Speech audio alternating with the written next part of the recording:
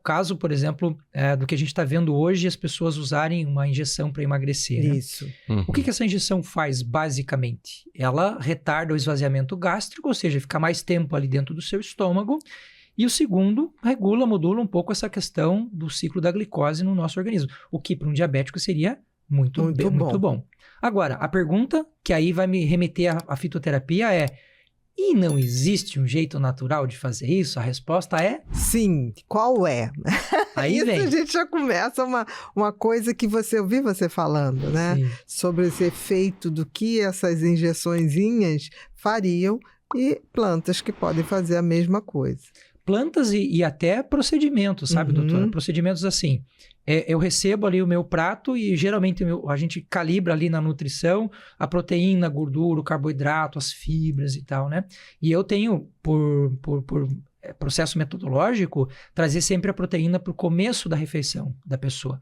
Por quê? Porque na presença de proteína, a gente reage no nosso estômago de uma determinada forma que o aminoácido presente ali no estômago faz com que a nossa válvula pilórica se feche e a gente permanece muito mais tempo com isso no estômago do que se você comesse o carboidrato antes. Então, o que você está falando que comer a proteína antes faz um efeito das injeçõezinhas. A proteína, gorduras, fibras, imagine isso tudo misturado. Você tem uma fibra que faz o teu volume estomacal quase sextuplicar. Você come uma colher de fibras, ela vira 6 vezes aquilo. Você tem ali um efeito de liberação de colicistoquinina, que é um hormônio importante no duodeno, que faz essa válvula também ter maior tempo de contração. Ou seja, o esvaziamento gástrico fica retardado justamente por uma coisa que você está fazendo na tua alimentação, e que você não precisa de injeção nenhuma para fazer isso.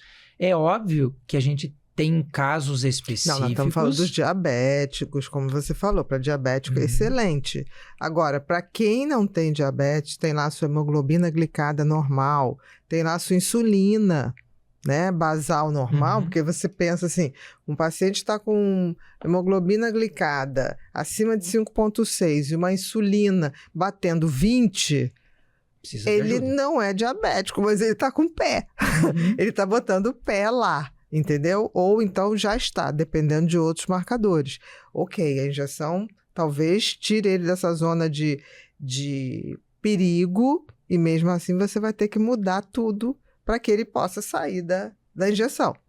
É a mudança na filosofia de vida que leva à solução e não de um elemento em específico. Até porque, pegando esse contexto da emoção, hoje a gente já tem dados suficientes na neurociência e na ciência de uma forma geral para poder afirmar que o que a pessoa pensa sobre o que ela está fazendo vai ter impacto sobre o próprio medicamento. Existem medicamentos que têm taxa de absorção diminuída porque a pessoa não acredita no que ela está fazendo ou porque ela não foi com a cara do médico. E toda vez que ela vai tomar aquele remédio, ela pensa no médico e ela fala, esse danado me deu essa porcaria. Esse negócio que não funciona. E que não funciona. Existe isso, né? Existe, porque assim, a própria... Dentro do que a gente estuda de farmácia, a gente tem ali a farmacodinâmica e a farmacocinética, né? A farmacocine é movimento. Como essa droga ela vai se mover no corpo, organismo. Depende, por exemplo, da presença de alguns hormônios. Se você tem um cortisol aumentado, você tem uma função hepática que pode estar lá no citocromo P450 modulando aquela droga e diminuindo o tempo de vida médio dela. A gente já sabe que isso tem um impacto muito grande. Então, e o que faz o contrário também ser verdadeiro, a pessoa tomar um copo de água e acreditar que aquela água sagrada é curativa. E melhora, né? Sim. Um exemplo, para trazer dado científico, né?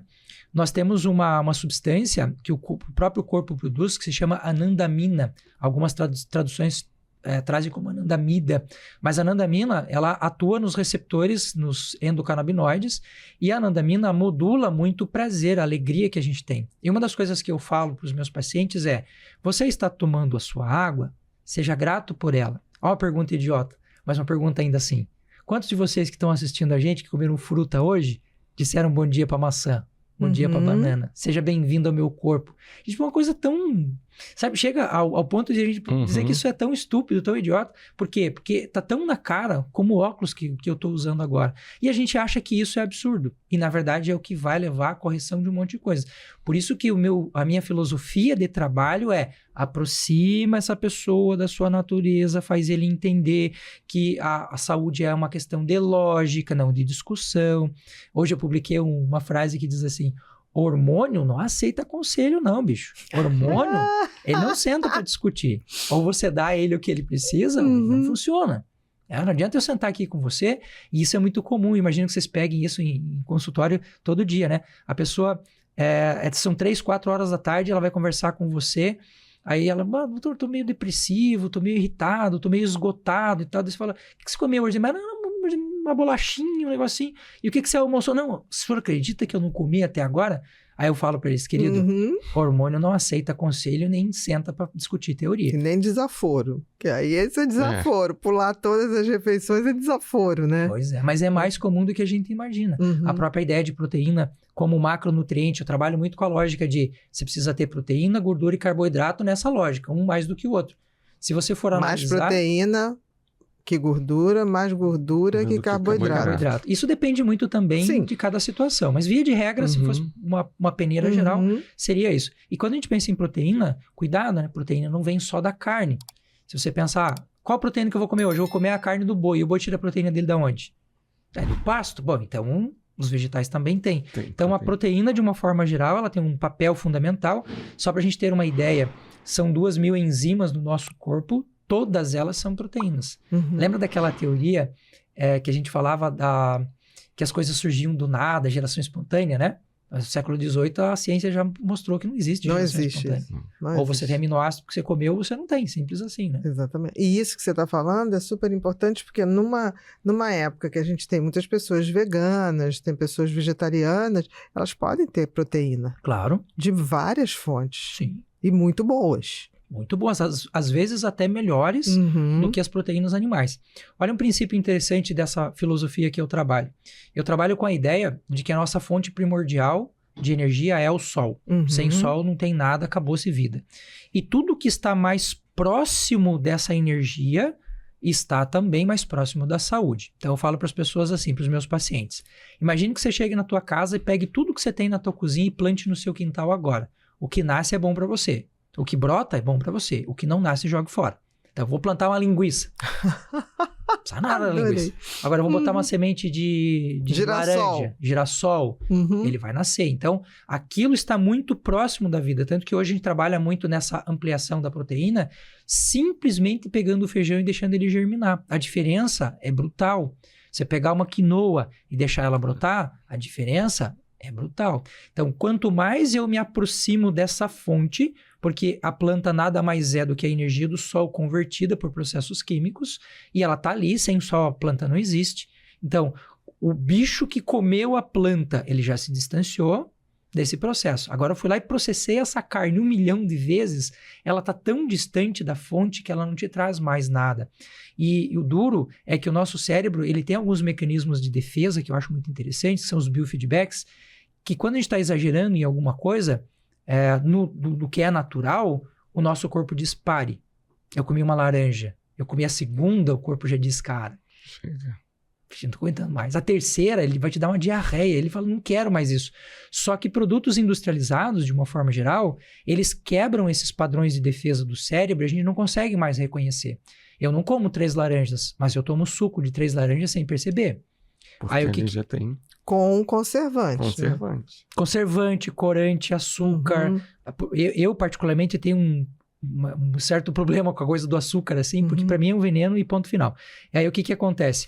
Eu não tenho mais o biofeedback, eu não consigo mais reconhecer os padrões que estão me levando ao excesso e eu me torno escravizado por aquilo. Porque eu vejo muita doutora falando sobre a dopamina, por exemplo. A dopamina é fantástica, sem dopamina não tem alegria, não tem prazer, não tem desejo, não tem nada. Concentração, nada. Mas tenta colocar demais dopamina pra você ver. Ela enlouquece. Não, enlouquece. E o cara você vai pra psicose. Tanto que a pessoa que usa droga, né? Ela chega no momento de psicose. Sim. Tudo tem um equilíbrio, como você falou, né? Tudo tem uma ressonância, tudo tem um ponto, né? Que não é muito pra lá, nem muito pra cá. tudo. Agora, você está falando essa coisa das sementes germinadas, existe uma alimentação que você usa a semente germinada mesmo, Sim. né? Sim. Que é mais difícil. Que é mais difícil, mas o nível de proteína é muito maior, né? Eu diria que difícil depende do nível de intenção que você tem de resolver o seu problema. Não, estou dizendo assim, porque teve uma época aqui no Rio que tinha um restaurante muito bom, no Leblon, que trabalhava com sementes germinadas.